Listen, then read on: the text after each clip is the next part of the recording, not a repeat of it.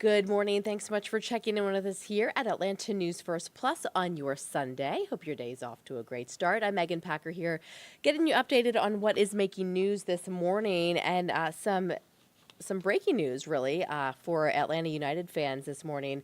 We can tell you that the team is parting ways with their coach after only one season. So here's what we know right now. That news came out this morning, and we know that the team is starting a new global search immediately after firing head coach Ronny Deila. Again, he's only been with them for one season.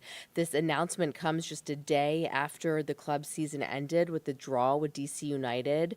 Deila joined the team in December of 2024. Under his leadership, they had 6 wins, 18 losses, 13 draws in all competitions. We are hearing a statement from Atlanta United CEO and President Garth Lagerwey today that says it was evident that our standard of play was not met this season, and together with our senior leadership team, we have decided that it was in Atlanta United's best interest to move the team in a different direction. Ultimately, we owe our fans a much better on-field product, and it is our unwavering commitment to provide that to this community as soon as possible. He goes on to say, we want to thank Ronny for his time and commitment to the organization and wish him well in his future endeavors. So we expect to hear more about this from the team as the week goes on. But again, the headline this morning, Atlanta United parting ways with head coach Ronny Deila after just one season.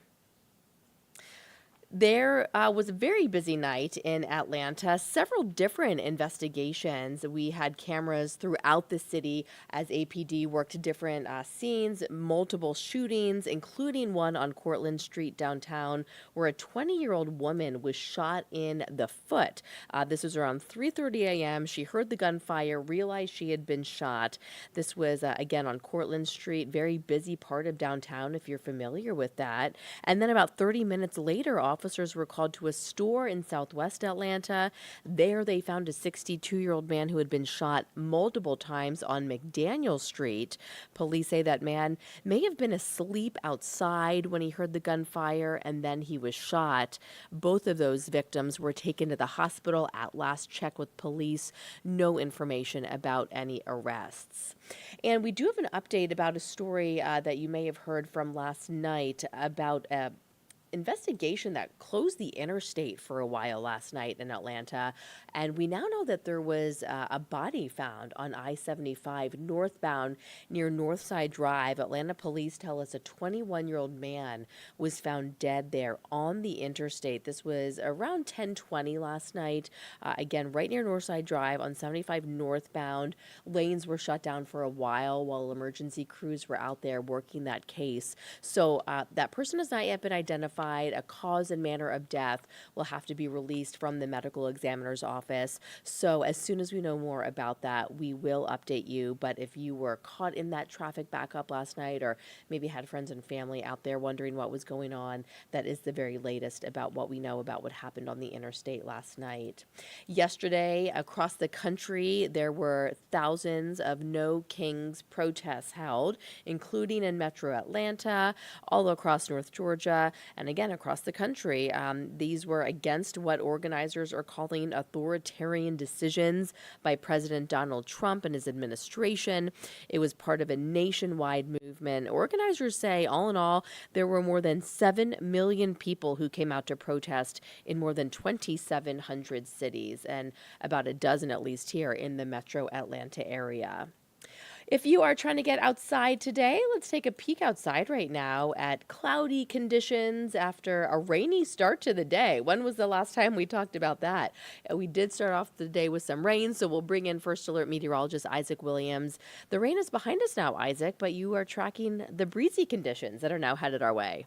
That's right, Megan. The winds are going to be noticeably higher once we get really past the lunch hour, which is here soon. Airport camera there, starting to see some cloudiness break apart here, but we're going to see that linger just a little bit more as we go into the next couple of hours. But the airport is rain-free now, which is good news, and we're going to continue to see that through the rest of the day. Temperature-wise, we're not too overly warm just yet at 67 at the airport, 64 in Canton, 69 degrees up in Rome. We've got 60s pretty much area wide, and these numbers have slowly come up from earlier where a lot of us were in the upper 50s to low 60s with widespread cloudiness and some decent rain. Unfortunately, we did not get a whole lot of rain, which we didn't really expect a whole bunch of rain, but with the morning commute and morning plans potentially impacted there, we wanted to give you that first alert. So right now we're looking at satellite and radar combined here, and the cold front responsible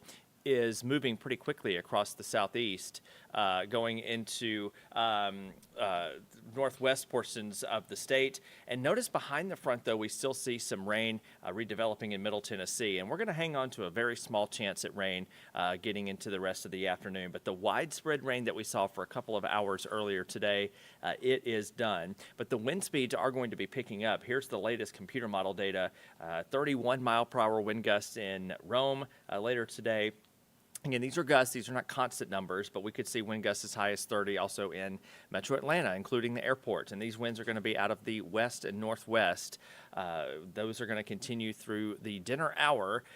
Even though we are going to see some clearing today, it is going to be very breezy. So I'm not sure a patio dinner would be a good idea today, just simply due to the fact that those winds are going to stick around. Now, later tonight, they are expected to slowly diminish, and that is going to get us into some of the chilliest air that we have seen this season across most of North Georgia. Here's 3 o'clock this afternoon on First Alert Futurecast. You can see a small chance at rain. It's really about 20% or less that we see any additional rainfall form. And I'm thinking by 5 o'clock, we should be mostly sunny. I know that's a stretch right now. It's still pretty cloudy out there, but I think the clearing is going to be pretty fast getting into the rest of the day.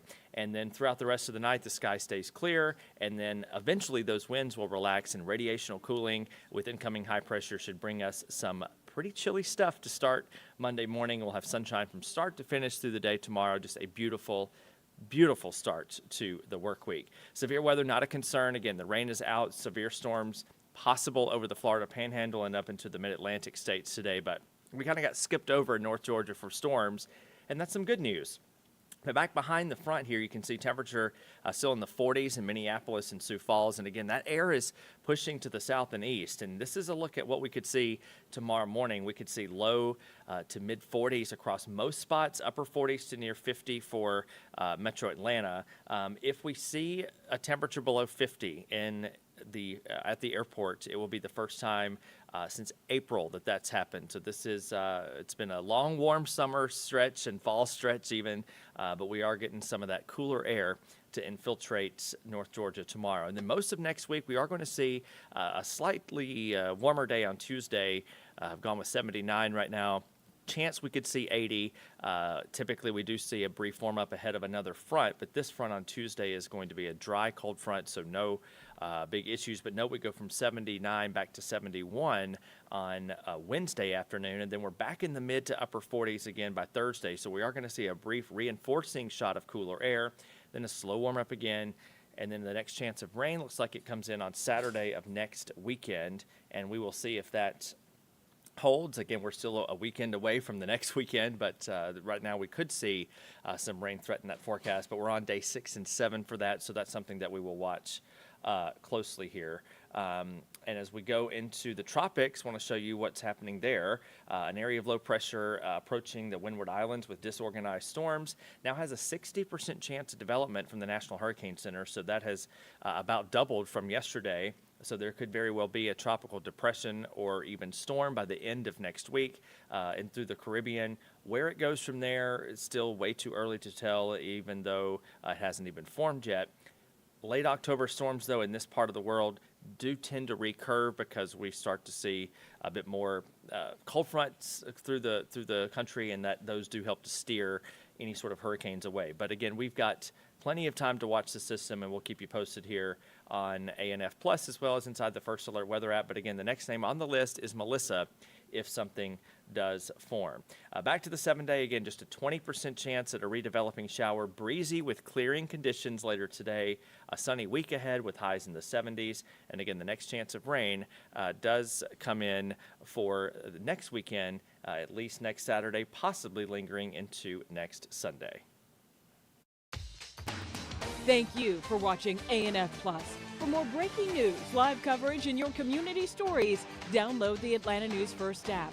You can also watch us on YouTube, Roku, Apple TV, and Fire TV. To join the conversation on YouTube Live, visit our channel and hit subscribe. You can also listen to the Atlanta News First podcast by searching Atlanta News First on your preferred listening platform.